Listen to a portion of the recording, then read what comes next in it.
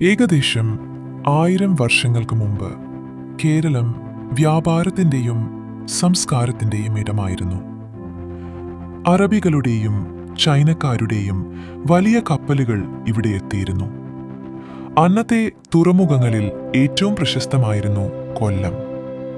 AD 825 ആണ്ടിൽ അന്നത്തെ രാജാവായിരുന്ന ഉദയ മാർത്താണ്ഡ വർമ്മയുടെ കാലത്ത് കൊല്ലത്തിന്റെ മഹത്വം ചൂണ്ടിക്കാട്ടി ഒരു പുതിയ കാലഗണന ആരംഭിച്ചു. അതാണ് ഇന്നത്തെ കൊല്ലവർഷം.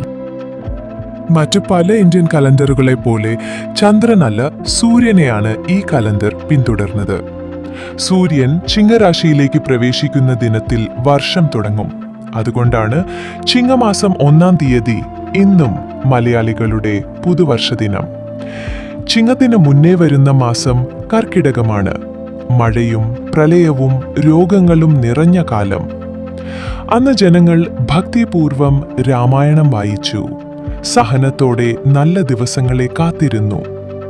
ശേഷം ആകാശം തെളിയും, ഭൂമി പുതുമണം വീശും, വയലുകളിൽ കർഷകർ പുതിയ വിത്തുകളുമായി ഇറങ്ങും. അങ്ങനെ ജീവിതത്തിലേക്ക് പുതുവീക്ഷണം, പുതുശക്തി, പുതിയ പ്രതീക്ഷകൾ എത്തിക്കുന്നതാണ് ചിങ്ങം. കൂടാതെ കേരളത്തിലെ മഹോത്സവമായ ഓണവും ചിങ്ങമാസത്തിലാണ്. മഹാബലി ചക്രവർത്തിയുടെ വരവും വിളവെടുപ്പിന്റെ സന്തോഷവും ആഘോഷിക്കുന്ന കാലം. ഇന്നും ഓരോ ചിങ്ങമാസം 1-ാം തീയതി മലയാളി തന്റെ ജീവിതത്തിന്റെ പുസ്തകത്തിൽ ഒരു പുതിയ പേജ് തുറക്കുന്നു.